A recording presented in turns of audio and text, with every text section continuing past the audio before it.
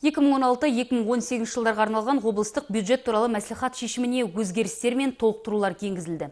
Бүгін мәслихаттың кезекті 39-шы сессиясында көтерілген сұрақтардың талқылануына облыс әкімі Бердібек Сапарбаев қатысты. Келесі жылы қазынадан бөлінетін қаражаттың үнемді жұмсалуына баса мән берілді.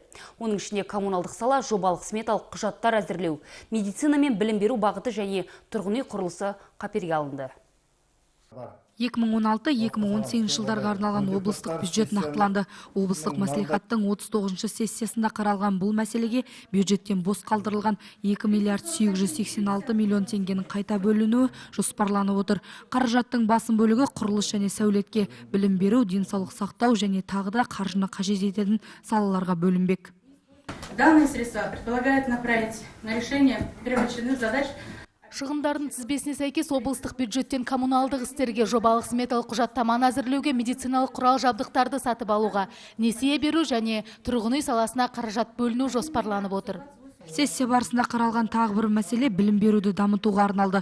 2015 жылы білім беру ұйымдарын қаржыландыру көлемі 53,3 миллиард теңгені құраған. Сондай-ақ осы жылы облыс аумағында орналасқан апаттық жағдайдағы 2 мектепке жөндеу жұмыстары жүргізілсе, Нұрлы жол бағдарламасы аясында ұлттық қор есебінен бөлінген қаржыға 4 мектептің құрылысы басталмақ. Қазір таңда апат жағдайда және 3 сменде оқитын мектептердің қалпына келтіру. Бүгінгі таңда облыста 2 мектеп апат жағдайында тұр. Ол 2 мектептің де сұрағы шешілген. Біреуі Қарғалы ауданындағы мектеп, ол жергілікті бюджет есебінен салынып жатыр. Қандыағаштағы бірінші орта мектеп, ол республикалық бюджеттен қаржы бөлініп, қазіргі таңда құрылыс жұмыстарын жүргізу басталды.